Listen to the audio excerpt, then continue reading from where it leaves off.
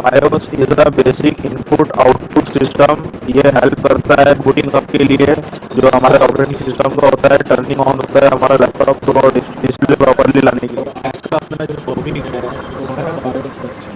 BIOS section, ठीक है। BIOS जो आईसी है बायोस, उसको हम जब निकालते हैं तो कैसा है कि बायोस का जो बोर्ड में जो क्लॉक बनता है वो क्लॉक पीसीएच में 25 मेगाहर्ट्ज बनना चाहिए। अगर 25 मेगाहर्ट्ज पीसीएच में नहीं बनेगा तो बायोस की आईसी को आप कितना भी प्रोग्राम करो, कितना भी चिप को बदल डालो, कुछ फायदा नहीं है। तो ये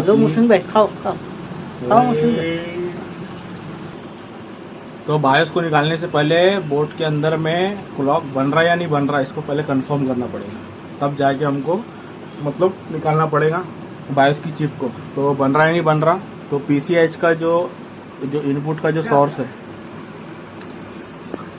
पीसीएच का जो इनपुट का सोर्स है, याद देखो पीसीएच का जो इनपुट का जो सोर्स है वो होगा 25 मेगाहर्ट्ज। कितना? 25 मेगाहर्ट्ज। ये वन इनपुट का सोर्स, ठीक है। और एसओसी, अब हमारे इसमें तीन स्ट्रक्चर होते हैं, हब आर्किटेक्चर, पीसीएच आर्किटेक्चर और एसओसी आर्किटेक्चर। तो अभी हम बात कर रहे हैं पीसीएच आर्किटेक्चर की।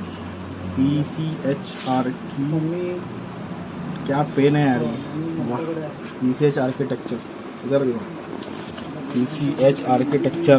तो पीसीएच आर्किटेक्चर और एसओसी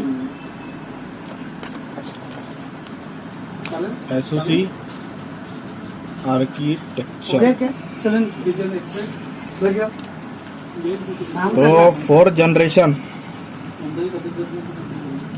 5th जनरेशन और 6th जनरेशन। एसओसी आर्किटेक्चर में 4th generation, 5th generation, 6th generation में 24 मेगाहर्ट्ज चेक करना पड़ेगा, ठीक है। पीसीएस के अंदर में 25 मेगाहर्ट्ज और एसओसी आर्किटेक्चर में 24 मेगाहर्ट्ज, ठीक है।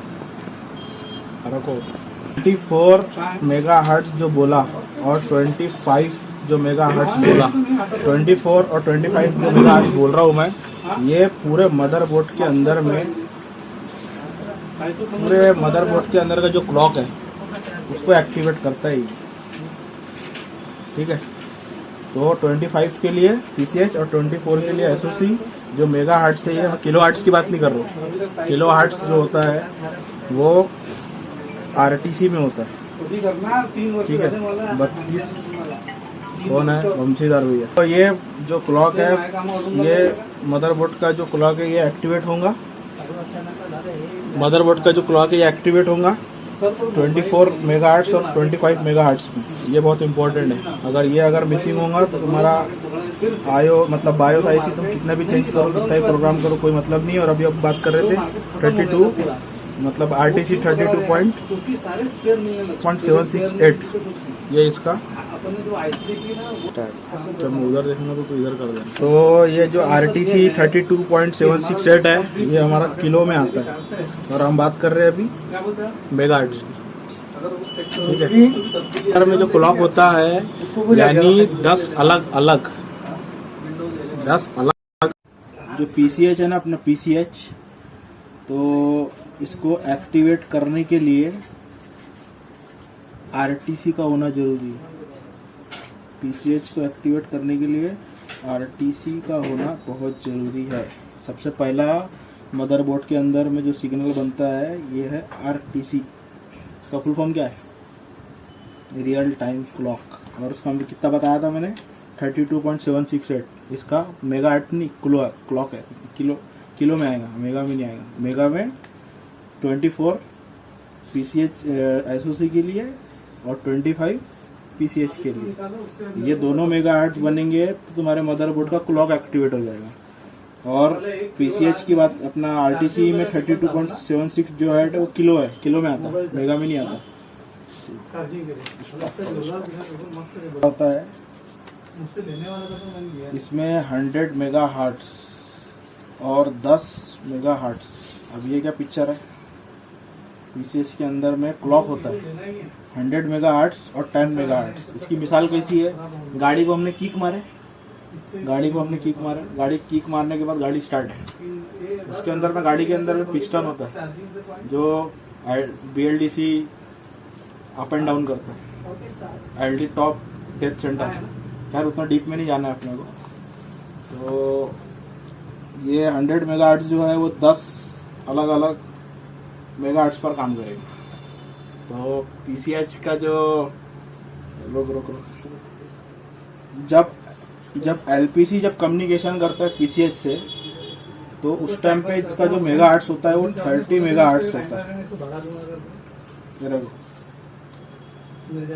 एलपीसी और पीसीएच ये कम्युनिकेशन करेगा 33 मेगाहर्ट्ज। विंडोज कैसे पता करना, इसमें विंडोज होता है ये पता करना है। 14 मेगाहर्ट्ज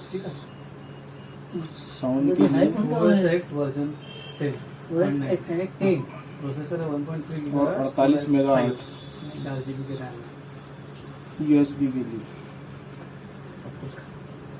बस जो मेन बायोस है वो हमेशा ICH या फिर PCH, जो भी आपका PCH ICH है उसके बगल में रहेगा, और जो EC बायोस है वो हमेशा IO के पास रहेगा।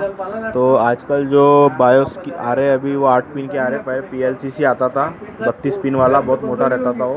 तो अभी जितने भी PCH के बोर्ड आ रहे हैं तो इसमें लेटेस्ट बोर्ड आ रहे हैं। तो आजकल लेटेस्ट बोर्ड में तो 2 बायोस आ रहे हैं।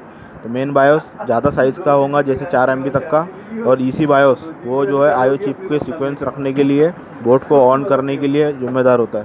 तो EC बायोस IO के पास ही रहेगा हमेशा। और इसकी जो सीरीज़ है वो 25 से स्टार्ट होती है, और मेन बायोस की सीरीज़ की बात कर रहा हूँ, 25 के सीरीज से स्टार्ट होती है। और मेन बायोस जो है वो हमेशा कनेक्ट होगा IO चिप से, साउथ ब्रिज से। और जो अपना पावर बायोस, जो इसको EC बायोस भी बोलते हैं, ये हमेशा ऑलवेज कनेक्ट रहेगा IO चिप के पास।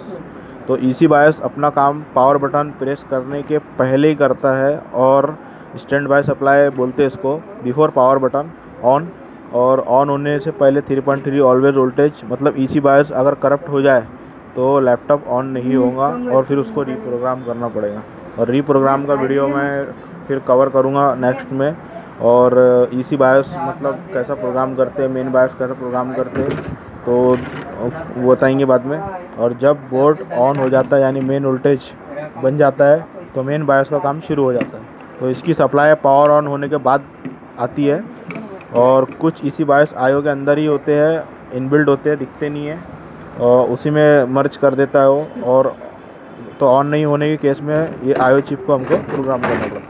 तो EC बायोस जो है इनबिल्ड होता है, और IO को चेंज जब हम करेंगे तो IO को फिर हमको रीप्रोग्राम करना होता है।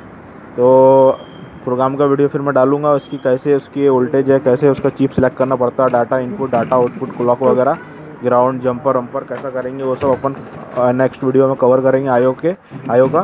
तो याद रखना कि जो 3.3 रन वोल्टेज जो होगा वो हमेशा पावर बटन ऑन करने के बाद बनेगा, और step down secondary run voltage होता है, और वहीं से आता है वो step down secondary run voltage आता है वहाँ से। स्टेप डाउन प्राइमरी का वोल्टेज 3.3 ऑलवेज। और मेन बायोस जो बायोस को निकालने से पहले ये कंफर्म कर लेना कि क्लॉक बन रही है कि नहीं, क्योंकि क्लॉक नहीं बनेगी तो बायोस काम नहीं करेगा। चाहे कितनी भी बायोस बदल लो, कितना भी प्रोग्राम कर लो, तो बायोस को मतलब उसका कोई फ़ायदा नहीं है अगर वो PCH क्लॉक। अगर बायोस की प्रोग्रामिंग की वीडियो और बाकी के बायोस का जो आगे का टेस्टिंग वगैरह है उसका नेक्स्ट वीडियो में कवर कर लेंगे।